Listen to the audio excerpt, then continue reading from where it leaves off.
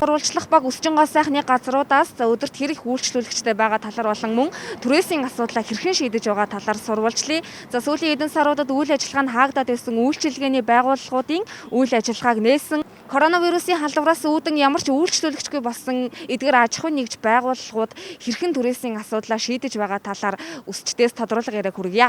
Сүүлийн 2 сар гэж одоо энэ ч одоо бид нар чи 11 сараас тэрнээс нөгөө өмнө ч гэсэн амар хэцүү байсан шүү дээ. Бид нар одоо баг сүүлийн одоо энэ өвчин гарснаас хойш ч одоо баг 2 жил шахуу тий. Ямар ч нөгөө баяраас болохгүй, дээрэс нь арга хэмжээнүүд болохгүй. Энд чи одоо түрээсийн оронд өрөнд орцгоогоо л яваад байгаа юм чи бас юм дээр тэгж байгаа сая чин баахан хөл хорой гэх тий. Баахан хаагдаж бүр юу чгүй суугаал. Хөл хоройнд байх хугацаанд бол түрээсийг бол нөгөө манай байгууллагаас л яг аваагүй. Ерөөсөө 100% одоо тэглэсэн байхгүй.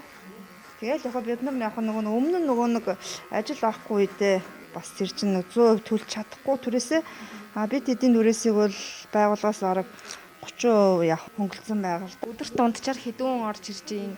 Ер нь янз мэд бүр юу ч хөнгөө өдөр энтэй байж бид нар нэг хүн аваад бууж гин заримдаа бас нэг сая өдөр бас 3 4 хүн аваад энэ төр буучиж гин. Тэрээс биш бол манай салон бол тэгэж бүчгнаал бүртээ нөхөө тэгэл хүмүүс ногоочлоо тийм бол одоо байха байдсан шүү дээ. Танах ядын өдрийн түрээс өдрөөр нь төлд юм уу яг сардаа бөөгнүүлж байгаа төлд юм уу? Бид нар бол уул нь өдрөөрөө эсэ тэгээ сүүлдээ яг нэг хүн багасчаар бас нэг тий 10 хоног 5 хоног ч юм уу тэгж мэгээд энэ төр хийгээд байгаа. Тэрнээс яг 30 хоноод бүгдийг нөгнө гэсэн юм бол бүр хэцүү байгаа юм чи.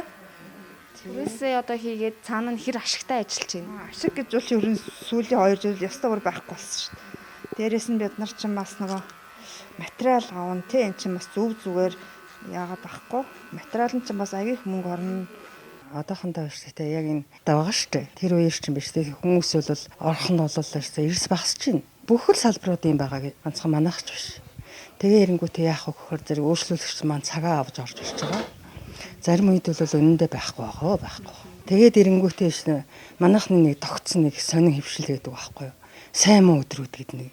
Тэрэндээ бүр итгэцгээсэн. Тэгэл одоо тэр сайн өдрүүдээрээ бол баг зэргийн ачаалттай. Одоо явуулын хүн гэж орж ирэх бол бүр үнэхээр зогссон байна. Түрээсийн талаар бол түрүүчийн 73 өдрийн түрээсийн тэрэг бол яг манай энэ ажиллаж байгаа түрээслэгч нар бол аваагүй. Өөр газрууд бол авсан барьсан гэл ингээл баахан гомдол орж ирэл байгаа. Бидний хувьд бол ердөөсөө 3 өсчин 3 хүн суудалтай тэрний 2 нь ингээд 2-оор ээлжиж ажилдаг зайгаа бариад ийм л байна да. Манайх одоо бол 9-өөс 2 минутын гоос хонд ажилдаг. Ерөнхийдөө бол сая коронавигийн үеэс 3 сарын хугацаанд ажиллаа хийгээг байгаа. Одоо ажил орсноос хойш ерөнхийдөө яг байнгын үйлчлүүлэгч нартайгаа байнга байгаа. Гадны үйлчлүүлэгч бол угаасаа айгу багассан байгаа. Хаан түрээсийг яаж авд юм бол өдрөөр нь авд юм бол ер нь өдөрт хэдэн төгрөгийн түрээстэй байдیں۔ Түрээсээ одоо ингээд үйлчлүүлэгч дээрээ олж чадж байгаа юу сардаа? Одоо ерөнхийдөө яг эхлээд нэг сая л нэг цагаан сарын өмнө 12 хоног ажилласан болохоор ерөнхийдөө яг тэр үед бол нөгөө хүмүүс эрэлттэй байсан болохоор гайгүйсэн. Одоо ерөнхийдөө өчтөрөөс эхлээл нь жоохон багассан тал бол харагдчихэ.